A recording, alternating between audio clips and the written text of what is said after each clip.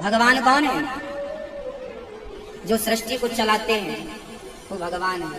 जो उत्पन्न करते हैं, जिन्होंने आपकी माँ को बनाया, जिन्होंने आपके पिता को बनाया, जिन्होंने आपको बनाया, वो भगवान है। कौन है वो? क्या नाम है भगवान का?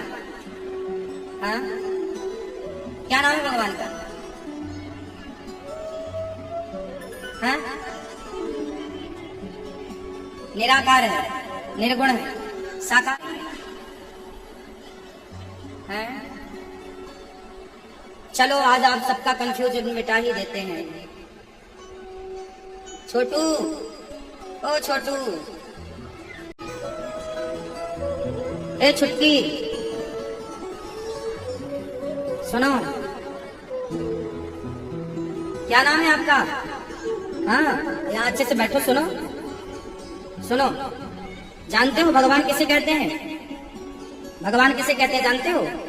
नहीं, हम बताएं? सुनोगे? सुनो,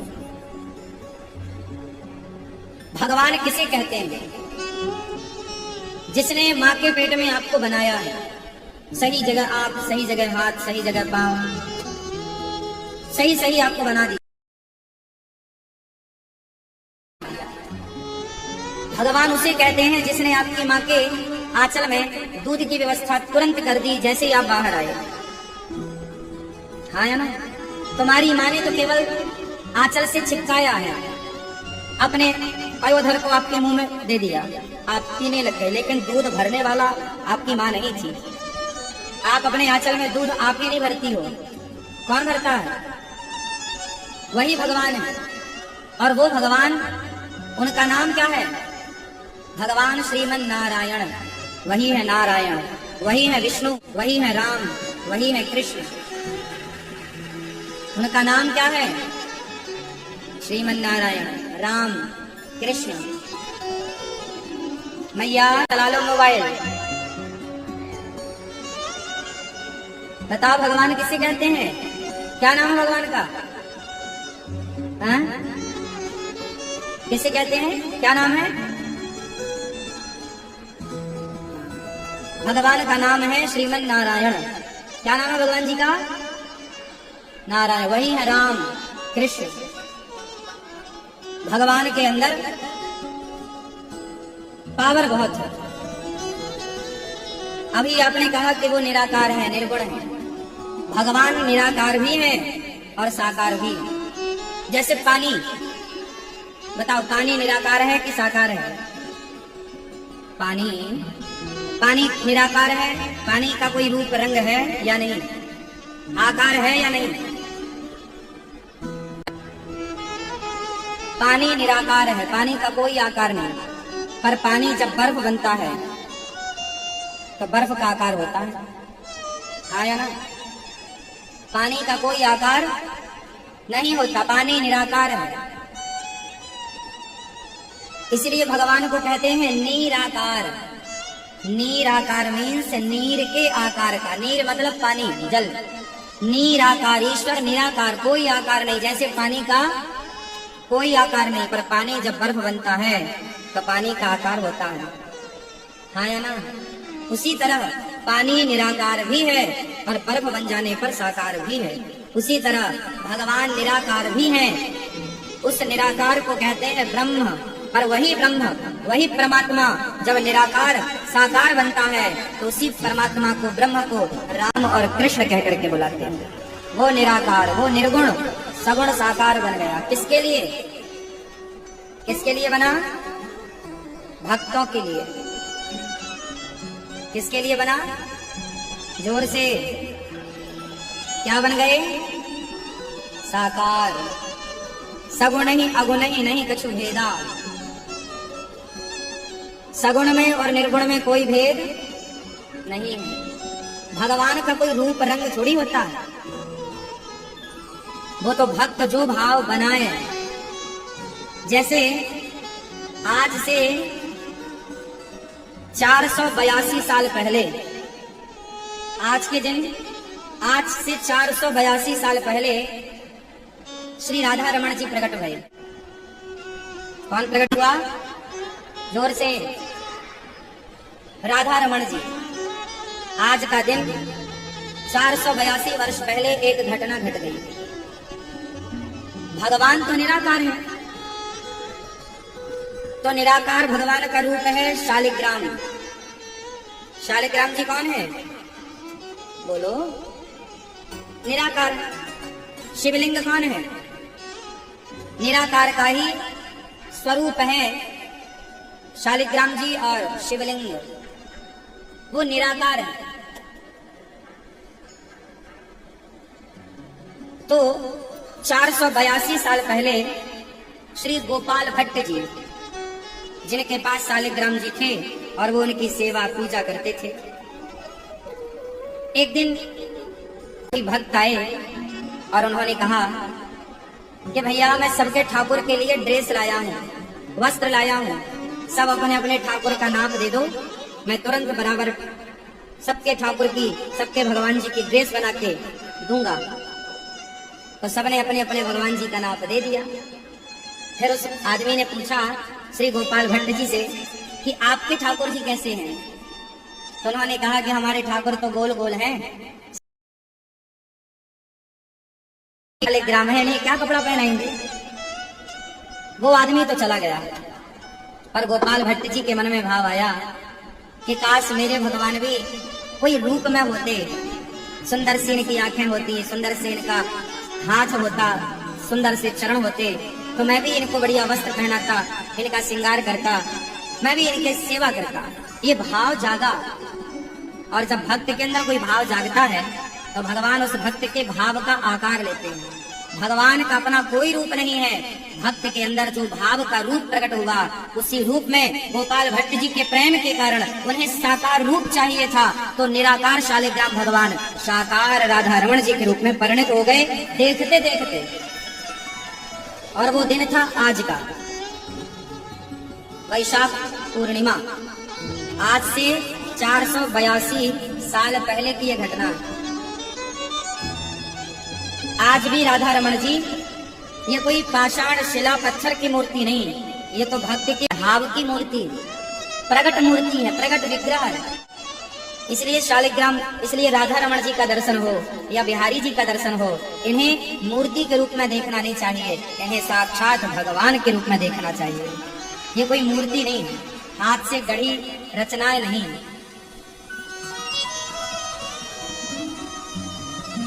ऐसे श्री राधा रमण लाल जी आज भी राधा रमण जी के मंदिर में उसी समय की अग्नि है। 482 साल पहले जो वहां दीपक जलाया करते थे श्री गोपाल भट्ट जी, वही अखंड दिया आज तक जल रहा है। केवल तेल डाला जाता है, बाती बदली जाती है, अग्नि वही है। उसी अग्नि से वहां की रसोई चलती है। आज भी 482 साल पुरानी परंपरा वृंदावन में यदि है तो राधा रमण जी में है। पुरानी पुरानी परंपराएं सारी मंदिरों में जीवित हैं।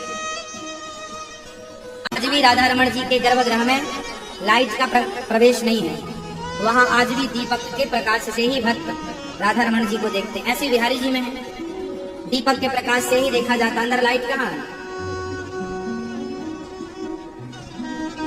दीपक का प्रकाश। भगवान निराकार तो है। अब आप कहेंगे महाराज जी निराकार से हमारा काम हो जाएगा। सुनो, निराकार से आपका काम नहीं बनेगा। सुनो, हमारा काम निराकार से काम बनेगा ही नहीं। आप देख लो ना, प्रैक्टिकल कर लो। चलो जरा 1 मिनट के लिए, 30 सेकंड के लिए आप सब लोग अपनी माँ का ध्यान करो। आपकी माँ कैसी है? आंखें माँ की कैसी, गाल कैसे, बाल कैसे, रूप रंग कैसा? आप अपनी माँ का जरा ध्यान करो, तुरंत आपकी माँ की छवि आपकी आंखों के सामने आ जाएगी। आया कि नहीं? हाँ या ना? जैसे ही आपसे कहा गया अपनी माँ का ध्यान करो, इमेजिन करो कैसी है माँ, तो तुरंत माँ की आकृति आ गई आंखों के सामने। आई कि नहीं? क्यों आई? उत्तर दो। क्यों आई? क्योंकि आपकी माँ ने देखा है। अब जरा विचार करो, जिस बच्चे की माँ बचपन में ही मर चुकी हो, जिसने माँ की फोटो भी ना देखी हो, उस बच्चे से कहो कि जरा तू अपनी माँ का ध्यान कर, तेरी माँ कैसी थी? तो वो कैसे देखेगा? उसकी आंखों के सामने कौन सा रूप होगा? भाई माँ का ध्यान करने के लिए माँ को देखना जरूरी है कि नहीं? जब देखोगे तब ना वो ध्यान में आएगी, देखोगे ही नहीं तो ध्यान में कैसे आएगी? तो जब आपने माँ को देखा तो माँ थी साकार, और जब माँ का आपने ध्यान किया उस समय थी निराकार। तो साकार को देखा तब तो उसके निराकार रूप का ध्यान हुआ। बोलो हाँ। जिसकी माँ जिंदा है तो आप अपनी माँ को देख रहे हो, और जिसकी माँ भगवान के घर चली गई तो वो भी ध्यान करते हैं तो माँ का बिल्कुल स्वरूप सामने होता है।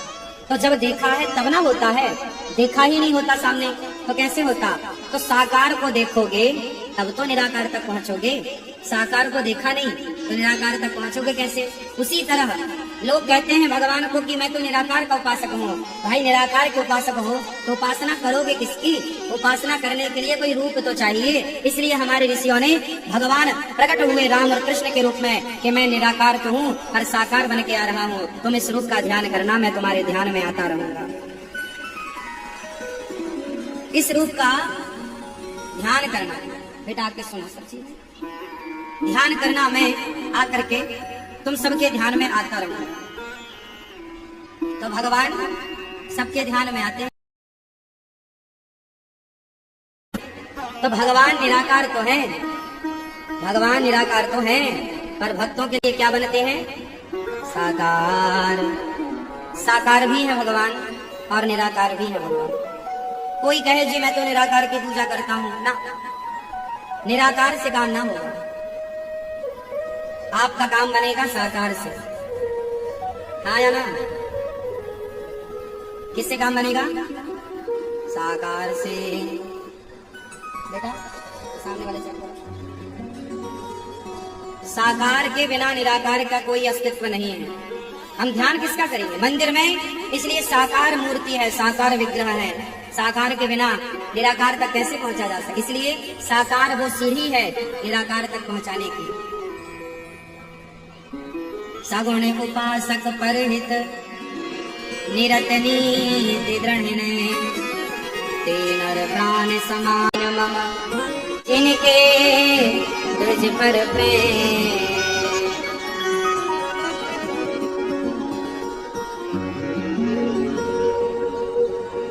साकार और निराकार। मनुष्य का धर्म क्या है? ये प्रश्न है भागवत जी का। जो सत्य स्वरूप परमात्मा है उनको हम ध्यान करते हैं। भगवान है कैसे? भगवान का मनुष्य मात्र का धर्म क्या है? ये भागवत जी का प्रश्न है। मनुष्य का धर्म क्या है? थोड़ा इको डाल दो बेटा, इको डालना। मनुष्य का धर्म क्या है? बेस कम कर दो ना, कम करो बेस, थोड़ा इको डालो। हाँ, धर्म किसे कहते हैं मेरी माँ? और कम करो। राधे राधे। धर्म की परिभाषा बड़ी गहरी है। धर्म किसे कहते हैं? सबको कम करो।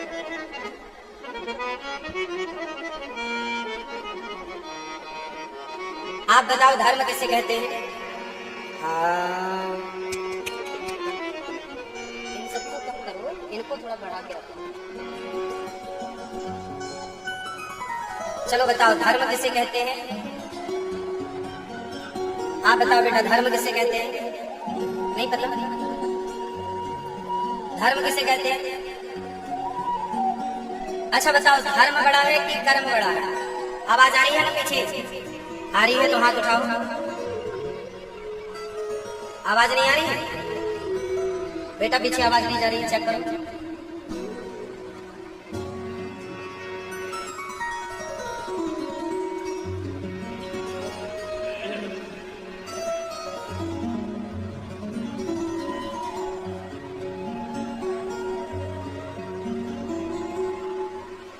पीछे चेक कर लो, सब चालू है बॉक्स, छोटे वाले लाइनर चेक कर लो पीछे। आवाज आई? पीछे आई? हाँ,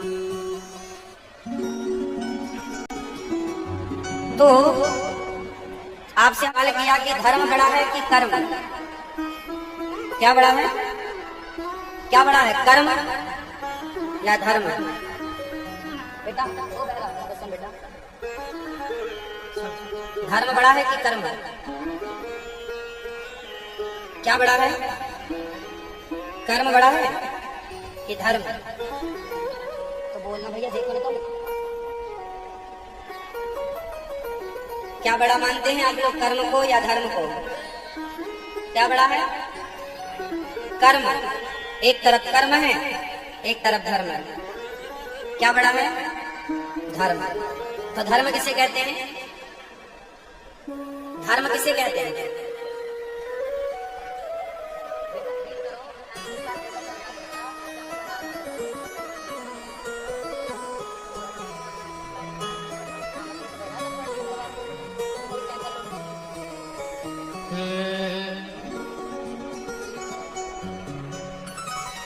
धर्म में ना दूसर सत्य समाना,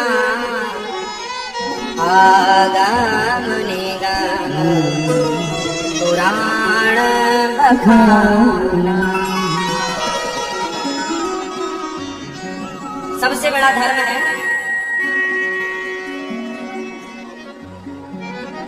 परहित करना, परोपकार। धर्म किसे कहते हैं? आप बताओ, धर्म किसे कहते हैं? हाँ, नहीं पता? धर्म किसे कहते हैं? आप जल्दी बताओ।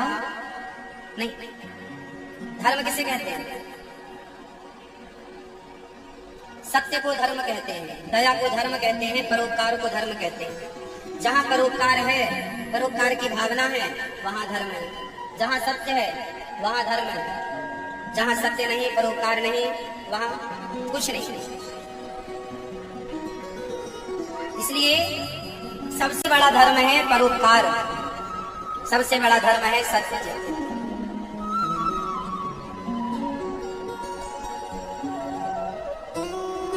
भगवान ने 24 अवतार धारण किए। कितने अवतार? नारायण, नारद, हरि, कपिल देव, श्री राम, हंस, हयग्रीव, मोहिनी, दत्तात्रेय, सुखधाम, नरसिंह, वामन, व्यास जी, ऋषभ देव, कुमार, यज्ञ पुरुष, धनवंतरी, बुद्धि कल के अवतार, पृथुराजा, वारपुनी, कृष्ण चंद्र भगवान, परशुराम, मत्स्य कमठ, पद्म पुराण प्रमाण।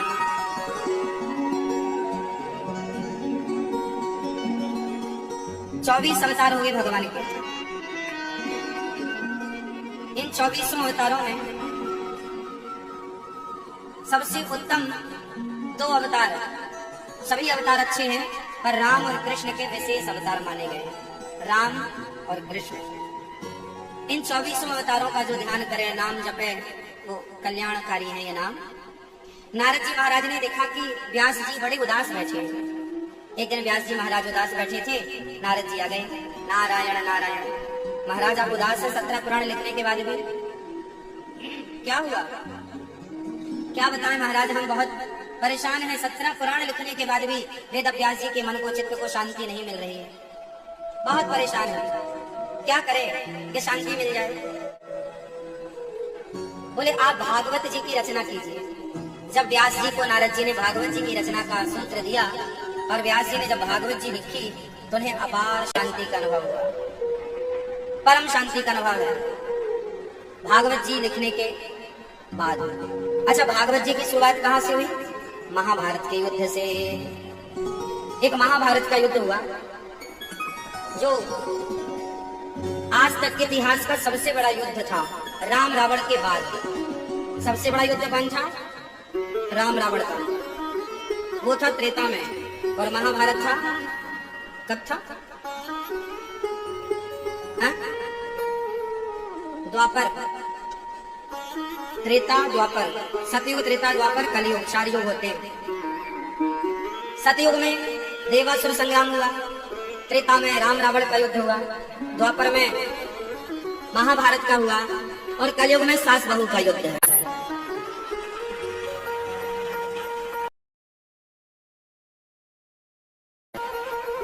कलयुग में काय का युद्ध है?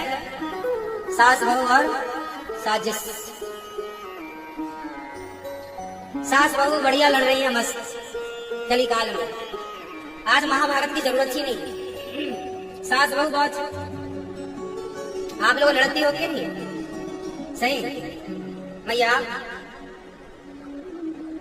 सास कहाँ आपकी? अच्छा, गांव में अलग है। भैया आपकी लड़ाई होती है बहू से? होती है? कहाँ बहू? तो आप भी लड़ती हो कि बहुएं लड़ती हैं?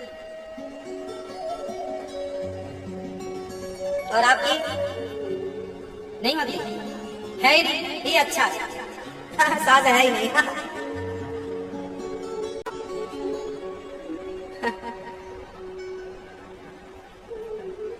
कुछ सासें बहुत अच्छी होती हैं माँ की तरह, पर कुछ सासें सांस नहीं लेने देती हैं। हाँ या ना? आपकी कैसी थी? अच्छी थी, बढ़िया। भगवान महाभारत के युद्ध में भगवान ने कोई अस्त्र शस्त्र उठाया ही नहीं और पूरा महाभारत जीत गए। अच्छा, पूरे महाभारत में आपने ध्यान दिया हो, ये महाभारत किसका झगड़ा था? भाई भाई का। किसका झगड़ा था? जोर से, पीछे वाली मैया। किसका? भाई भाई का झगड़ा था। पूरा महाभारत किसका झगड़ा था? अच्छा, ये भाई भाई का झगड़ा किसके कारण हुआ? क्या मूल? द्रौपदी के कारण। महाभारत क्यों हुआ?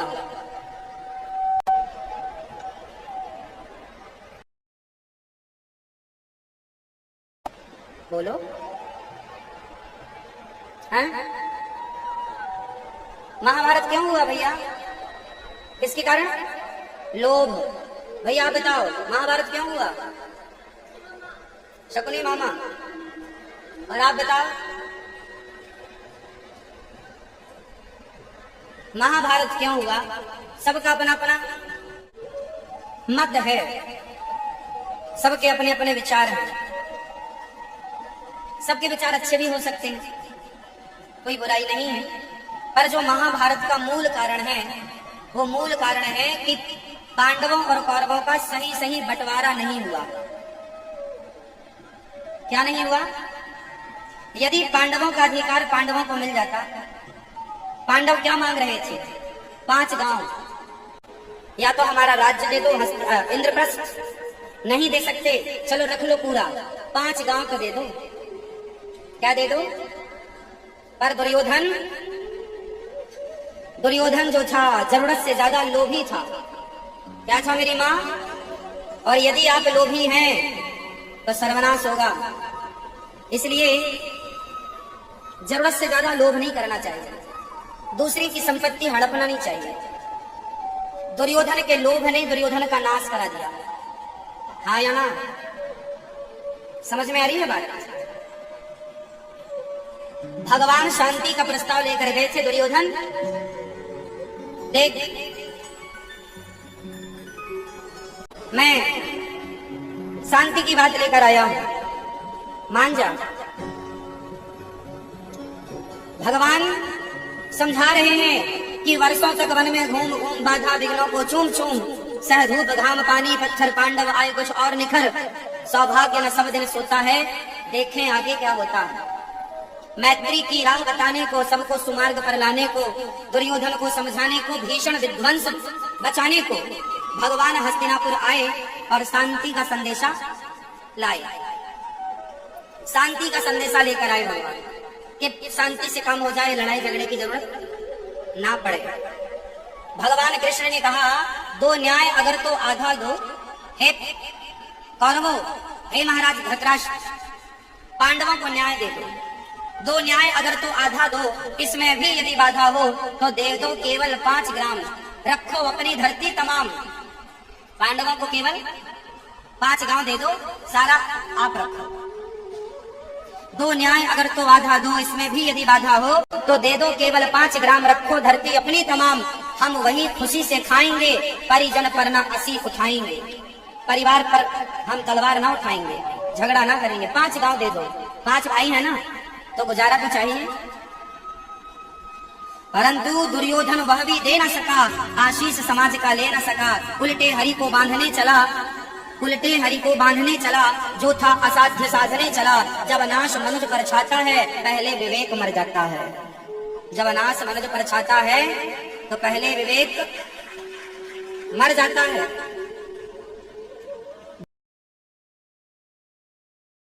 दुर्योधन के सिर पर नाश, विनाश काले विपरीत बुद्धि, विनाश काले विपरीत बुद्धि। विनाश का जब समय आता है तो पहले विवेक मर जाता है, बुद्धि भ्रष्ट हो जाती है। क्या बताएं, बहुत समझाया भगवान ने, पर दुर्योधन मानने को तैयार नहीं था। दुर्योधन कुछ भी समझने को तैयार नहीं। इसका मतलब ये हुआ कि धृतराष्ट्र ने यदि सही बंटवारा कर दिया होता, पांडवों का हक पांडवों को, कौरवों का हक कौरवों को, तब महाभारत कदापि ना होता। हाँ या ना? क्या कहते हैं आप? होता? उत्तर दो। तो जिम्मेदार कौन है? धृतराष्ट्र। और जिम्मेदार कौन है? धृतराष्ट्र की नीति। और जिम्मेदार कौन है? धृतराष्ट्र का पुत्र मोह। पुत्र मोह बोलता है मैं सुई की नोक बराबर नहीं दूंगा। क्यों नहीं दोगे? तुम्हारे बाप का है क्या? दुर्योधन बोला मैं सुई की नोक बराबर भी, हाँ, दूसरों की हड़प कर, और आप कहते हो हम नहीं देंगे, तुम्हारे बाप का राज्य है। जब नाश मनुष्य पर छाता है, पहले विवेक मर जाता है। अपने बाप का राज ना समझ लेना। न्याय करने वाला कोई और बैठा है, उसके घर देर तो है, पर अंधेर,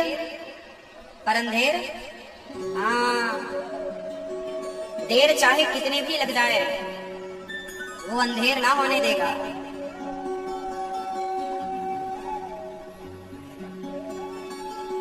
इसलिए भगवान पे भरोसा रखो। पांडवों ने भी भरोसा रखा भगवान पर, जब नहीं दिया। इसलिए आपसे हम कहते हैं कि आप लोग भी अपने मरने के पहले अपने बच्चों का सही सही बंटवारा कर देना। बंटवारा नहीं करोगे तो तुम्हारे मरने के बाद बच्चे आपस में लड़के मर जाएंगे। सही सही बंटवारा कर देना समझदारी है, और सही समय पर बंटवारा करना समझदारी है। महाभारत की पहली वजह है सही बंटवारा ना होना। और आप भी यदि भाई भाई में झगड़ा है, आज जितने भाई भाई का झगड़ा हो रहा है देश में, इन सबके झगड़े के पीछे जमीन जायदाद होगी, हाँ या ना?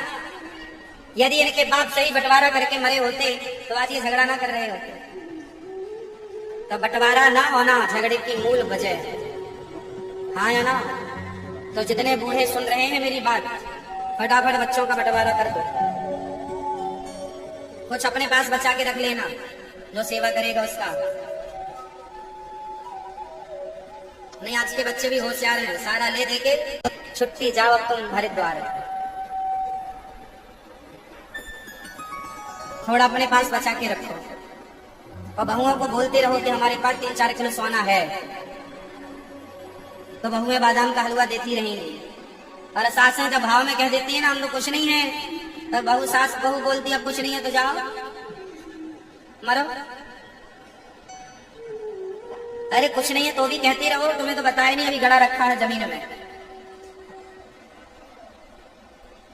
बहुओं को पहले ही से बता के रखना चाहिए। भले पीतल का ले लो चमकता हुआ, कुछ ले लो, 100-500-1000 रुपए का आ जाएगा ढेर, बस दूर से दिखाती रहना ये है, हाँ? बस पास से ना देख ले पावे, दूर से देखेगी लगेगा सोना है, भले वह पीतल। इसी बहाने तुम्हारी सेवा करेगी, और जब मर जाओगी तब देखे अपना पीतल बीतल। जिंदा में तो मिली ना बढ़िया पूरी साग गेड़ चिपड़ी रोटी, मरने के बाद देती रहेगी गाली। बुढ़िया देखो पीतल पकड़ा के चली गई, हा? तो देती रह गाली, जीते जी तो हलवा मिला।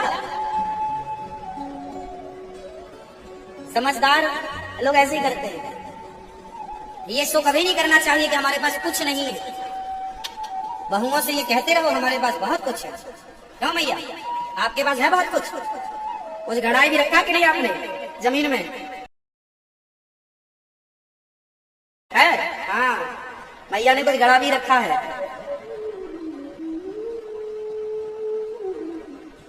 पहले के लोग ना दीवारों में, जमीन में, पेड़ के नीचे कहीं ना कहीं माया गड़ा के रखते थे। क्यों भैया, आपने भी गड़ा रखी है चश्मा वाली मैया? कुछ नहीं गड़ाया। भगवान सेवा करती है, फिर बढ़िया। भगवान महाभारत के युद्ध के बहुत सारे कारण हैं।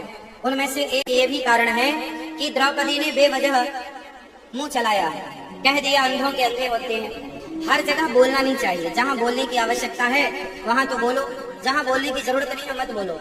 इतिहास से सबक लेना सीखो। इतिहास से क्या लेना है? क्या लेना है?